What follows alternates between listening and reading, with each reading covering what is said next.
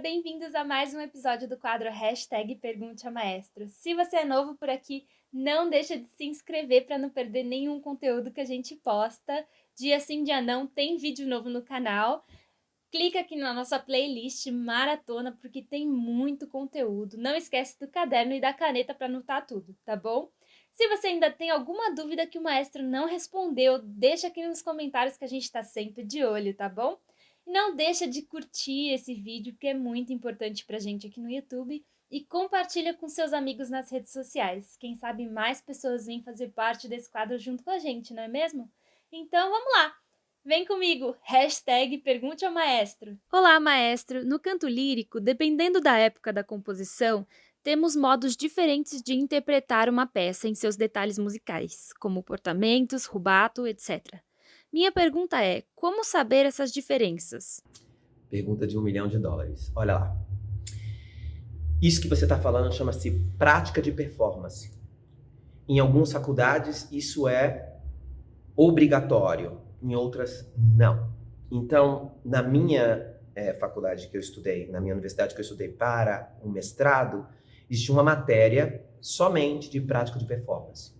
E no caso da minha professora, ela era especialista em barroco, que bom para mim, em rococó e em classicismo. Então, a gente faz muitos trabalhos, a gente lê muitos tratados para a gente poder entender o que eles faziam na época. Então, a melhor maneira de você saber é você ler tratados. Aí você vai me dizer, nossa, mas eu vou ler quantos tratados? Depende do seu instrumento, depende da época, depende de uma série de coisas. Tratados um pouquinho mais... não necessariamente tratados barrocos vão me ensinar o que era o neobarroco. Um tratado do rococó pode se referir ao barroco, porque, né, a gente tem que pensar que eles escreviam aquilo que eles já tinham prática de fazer. Então, é difícil realmente entender isso. Então, você precisa ter um professor de prática de performance que te diga. Mas aí tem outro problema, e que eu achei ótimo com essa professora que eu tive. Correntes. Por quê? Não existe, a gente não tem como saber o que a gente não tem em gravação. Então, se você não tem gravação do barroco, você não sabe exatamente como soava. Você tem teorias, e às vezes elas são divergentes. Por exemplo, a maneira como se fazia barroco nos anos 60 não é a maneira como se faz barroco hoje. Hoje o barroco tem uma característica, especialmente vocal, a parte vocal, tem uma característica muito baroque star, sabe? Essa coisa pirotécnica, com voz, com orquestra tocando agressivamente, tudo que nos anos 60 não. Era voz branca, era não sei o quê. Então, o que eu faço quando eu vou gravar o meu CD? O Márcio Marconi vai gravar um CD de contratenor. Eu tenho que ter no encarte desse CD, não sei se existe isso mais, né, gente? Não se grava mais CD. Meu EP, sei lá, vou colocar no Spotify, sei lá. Eu preciso ter em algum lugar um encarte, ou seja, uma maneira de se falar aquilo que eu estou pregando e suas justificativas. Bom, eu escolhi fazer nesse tom porque nessa época isso e isso foram feitos num diapasão assim. Então eu vou trocar o tom para esse. Eu escolhi esse andamento porque o castrato para que foi escrito isso era famoso pela sua velocidade na coloratura.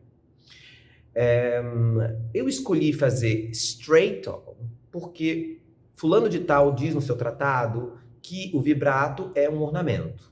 Então, nessa época. Então eu vou usar o vibrato como ornamento e não o vibrato contínuo.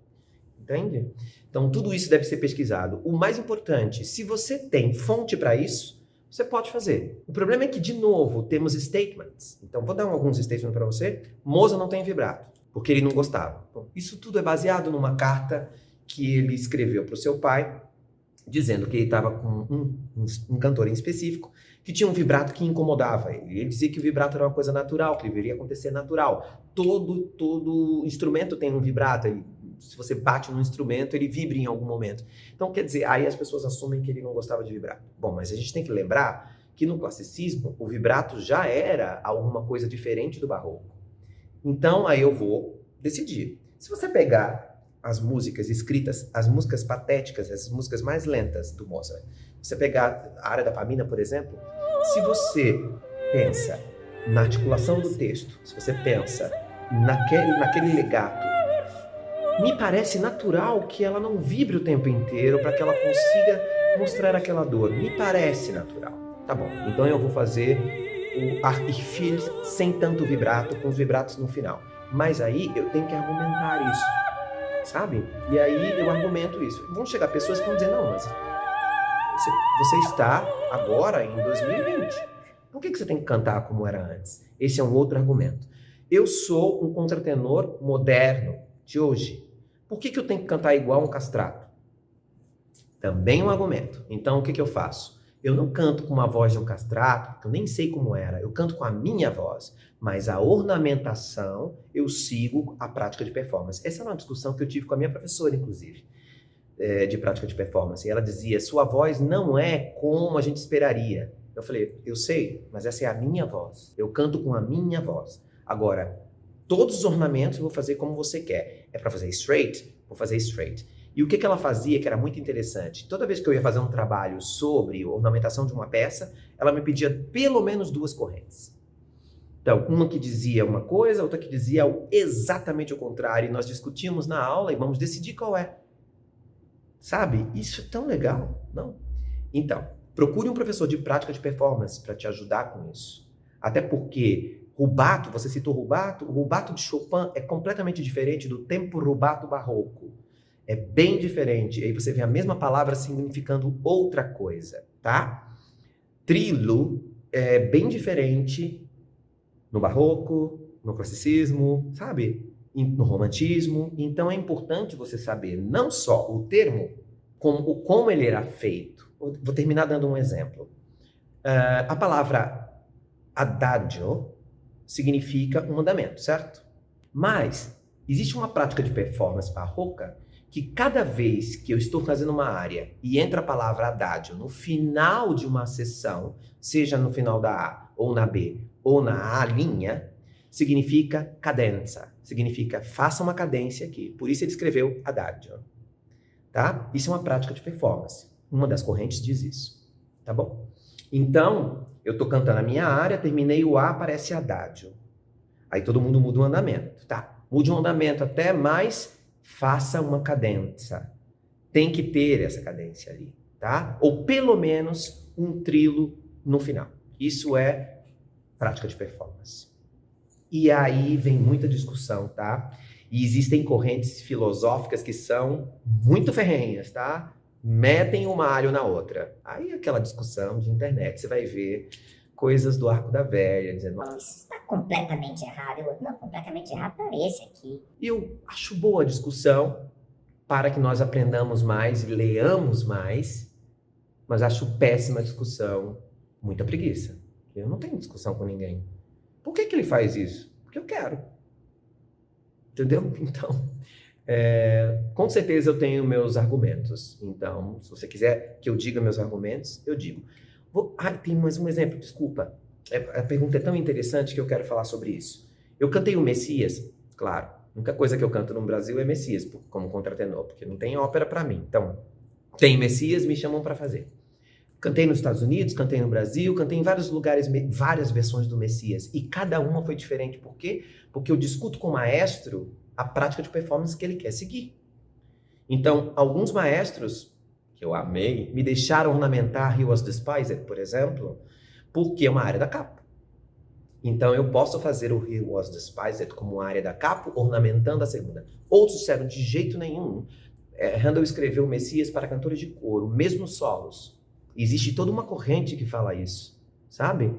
E aí eu vou lá na internet, baixo um artigo e digo, olha, essa área que eu estou cantando foi escrita do castrato tal que ornamentava, tá? Então eu vou ornamentar. Pode ser. Eu vou tentar conversar com o maestro. Se o meu mestrado é em Handel e o maestro é inteligente, ele vai perder tempo comigo? Não, ele vai dizer, cara, é especialista em Handel, deixa ele fazer do jeito que ele quer e a gente adapta o resto. Tá bom. O acompanhamento aqui é com órgão, não com cravo. Então, essas discussões são muito legais. Então, eu vou dizer para você que eu fiz Messias deliciosos e fiz Messias aterrorizantes na minha vida, onde eu tive que fazer tudo diferente porque o maestro não queria aquela prática de performance. E como cantor, eu tenho que fazer o que o maestro quer, porque a concepção geral é dele. Você imagina eu, contralto, fazendo sozinho de um jeito e os outros solistas fazendo de outro jeito. e o coro cantando de outro jeito, e a orquestra tocando de outro jeito. Então, não. Tem isso sim, tem essa questão de discussão sobre a prática de performance. Aí sim, você vai discutir de uma maneira interessante. Agora, ficar discutindo isso na internet, muita preguiça. Boa pergunta, adorei. Maestro, qual o número máximo de aulas que um professor de técnica vocal deveria ministrar por dia? Muito obrigado por compartilhar seu conhecimento conosco. Que boa pergunta, hein? Que excelente pergunta. Olha, quando o professor se capacita em belt contemporâneo, acontece um fenômeno. Todos eles. A maioria. Depois que eles se capacitam em belt contemporâneo, aumenta a demanda de alunos. Começa a aparecer um monte de aluno para eles. E aí eles pensam, bom, agora eu vou dar muita aula. E aí ele tem fadiga.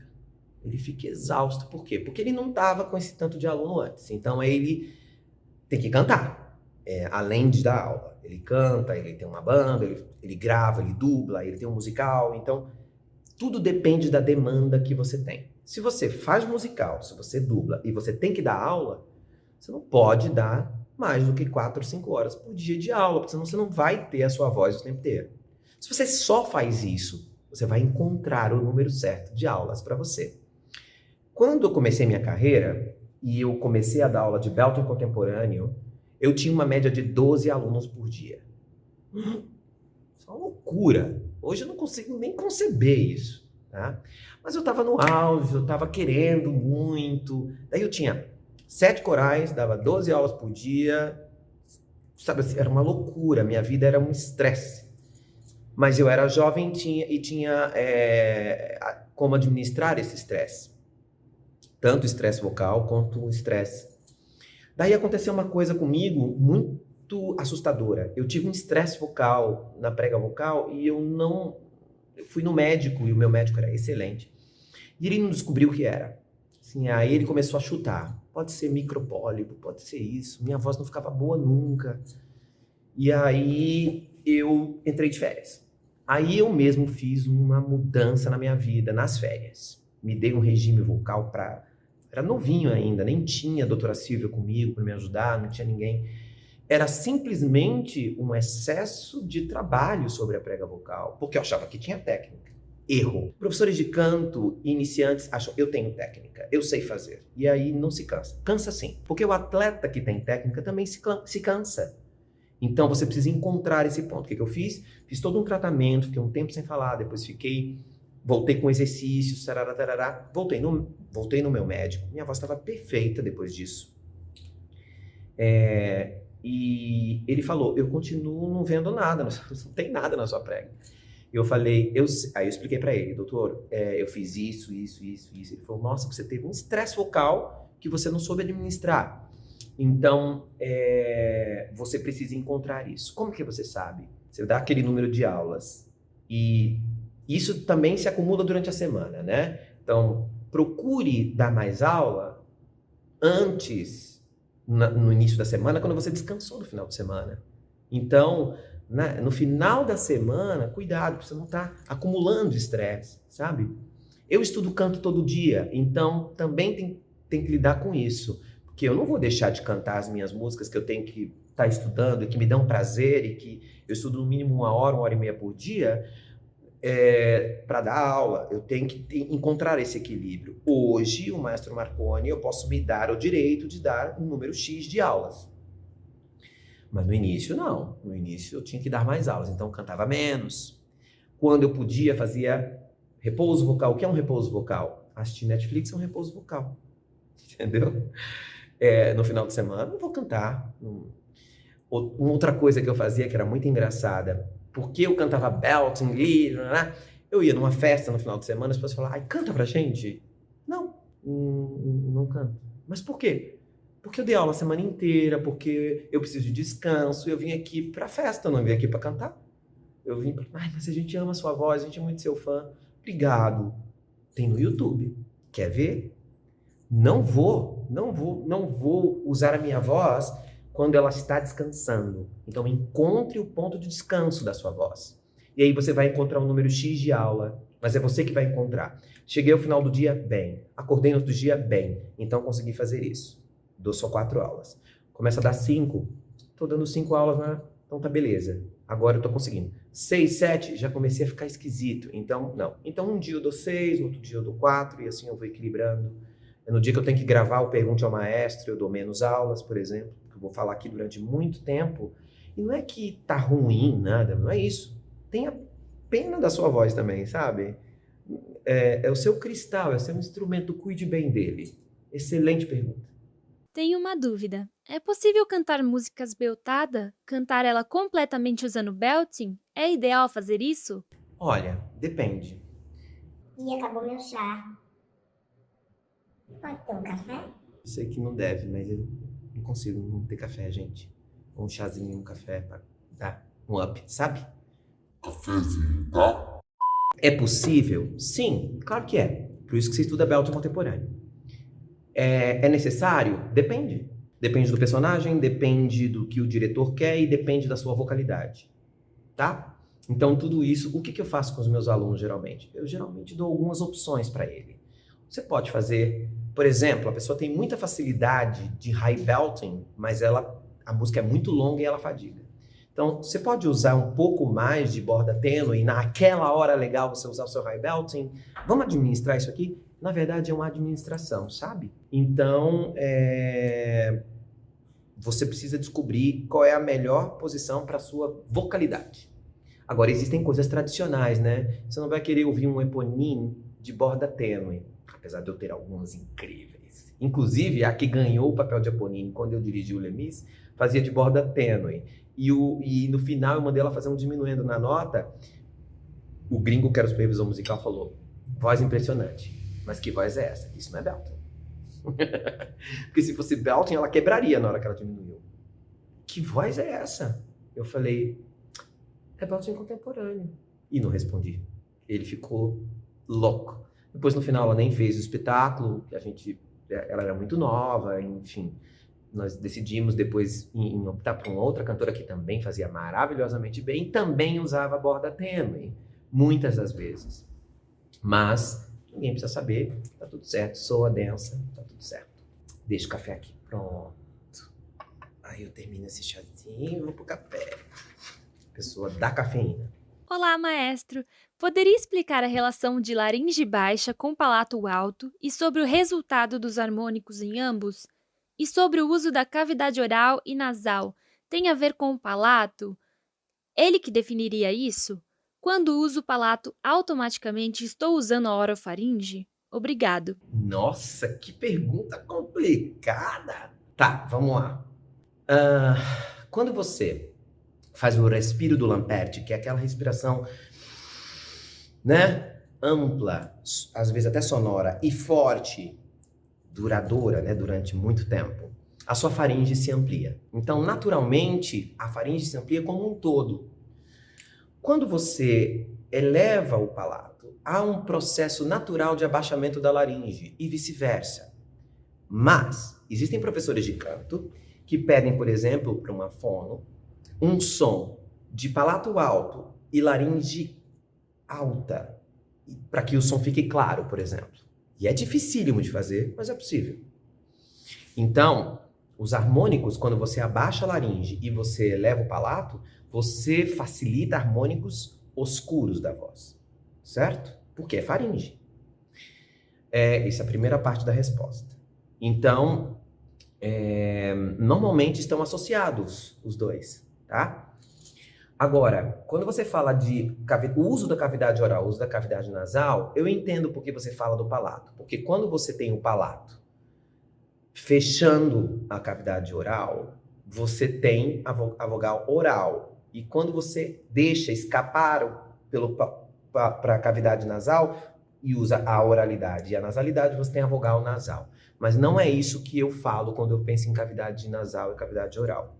Eu separo a cavidade nasal e a cavidade oral da faringe do palato para que eu tenha autonomia. Por exemplo, disso aqui, ó. A. Isso eu uso da cavidade oral, ou seja, eu estou usando abrindo a boca. Então, simplificando, quanto mais eu abro a boca, mais eu uso a cavidade oral. Quanto mais nasal eu deixo, mais eu uso a cavidade nasal. O que o palato está fazendo lá atrás não me interessa neste momento. porque eu estou querendo que o aluno separe as coisas. Essa é uma coisa didática, sabe? Então, se você quer aumentar a cavidade oral de um aluno que canta assim, por exemplo, então, de novo, vamos voltar no This is the Moment, que é a música do episódio de hoje. This is the moment, this is the day. Usa sua cavidade oral, articula mais. This is the moment, this is the day. Quando eu fizer isso, a voz vai aumentar pela cavidade oral.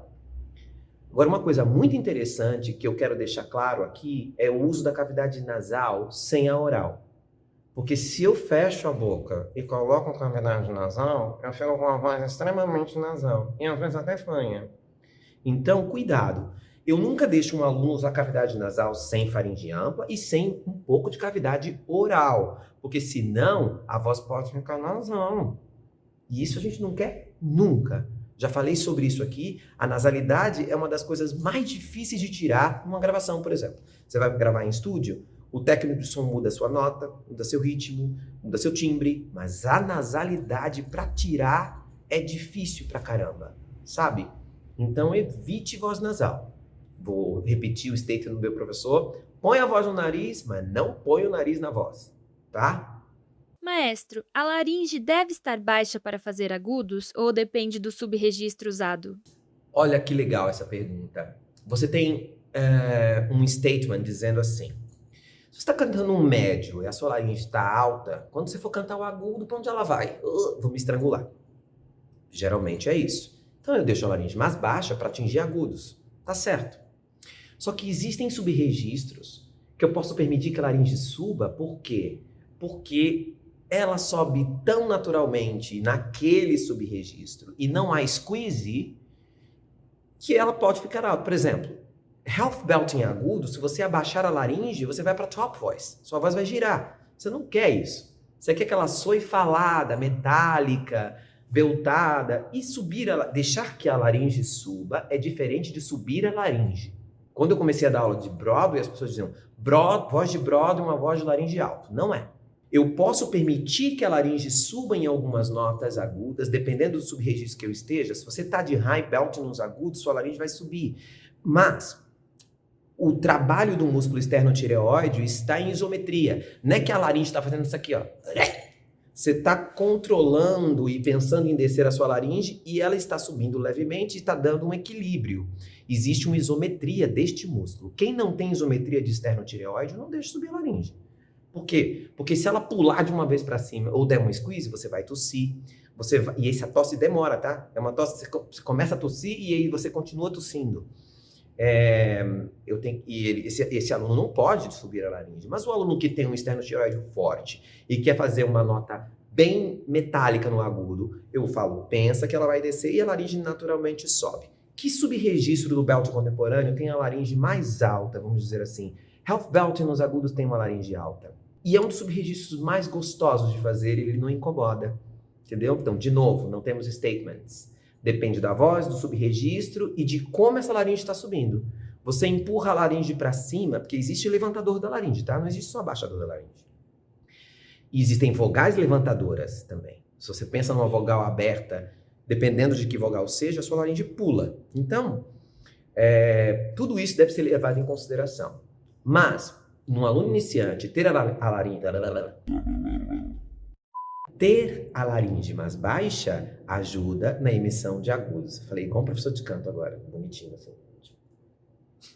Maestro, você poderia falar sobre canto difônico? Eu posso falar sobre o assunto, mas eu não sou especialista, tá, gente? Então aí, que eu não uso isso, meus alunos não usam, enfim. Existem várias maneiras de você pensar sobre isso, né? Os cantores de tuba, por exemplo, usam isso. Fazem uma nota e overtoning com a mudança do trato vocal. Então, muda o trato vocal e você vai escutando os harmônicos. Parece um assovio, é lindo. Tá bom. Existem pessoas que podem usar a própria prega vocal para fazer 2 ou 3 sons e às vezes você consegue escutar 2 vozes. Cantores de jazz fazem isso. A Rachelle Ferrell consegue fazer isso.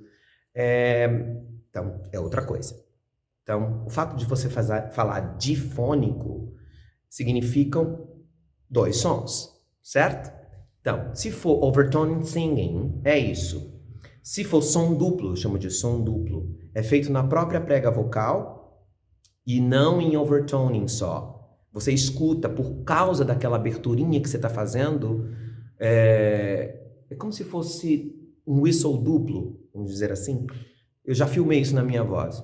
Então, já filmei fazendo duas notas juntas. Mas é difícil de afinar. E, de novo, eu uso o trato vocal para afinar. Então, tem uma ligação com overtone singing. Mas eu não sou especialista nisso, tá? E, normalmente, a gente não usa isso no canto para musical. Por quê? Porque esse canto, ele não articula. Então, como ele não tem texto, dá para fazer nota parada, mas não dá para botar texto nisso, né? No overtone singing. Então, se não fala, não é teatro. Se não é teatro, o Belton contemporâneo não vai querer usar isso, porque a gente pensa numa voz teatral mesmo no cantor pop, né? É por isso que você gosta de alguns cantores brasileiros, como Ivete Sangalo, por exemplo, como outros cantores, Djavan. Por que você gosta deles? Porque quando eles cantam, mora uma pessoa lá dentro. Você escuta uma identidade, um ator, na verdade, uma atuação, sabe? Às vezes a letra é simples e o cara pega aquela letra e atua e levanta uma plateia de não sei quantas mil pessoas, tá? Então não é só o canto teatral que eu tô falando. O canto pop, o canto popular também pode ter teatro, porque a gente não vai ao show para ouvir a Ivete Sangalo, a gente vai para ver, a gente quer ver uma performance como um todo. Então isso é o que nós focamos, tá? Espero ter ajudado. Mas é isso, tem tanta coisa na internet para você procurar, inclusive vídeos de cantores fazendo, até ensinando, se você tem interesse nisso. Eu tive uma aula sobre overtoning num curso, e foi muito legal, a gente fez. Em coral é melhor, porque soa mais, né? Mas nunca usei, tá bom?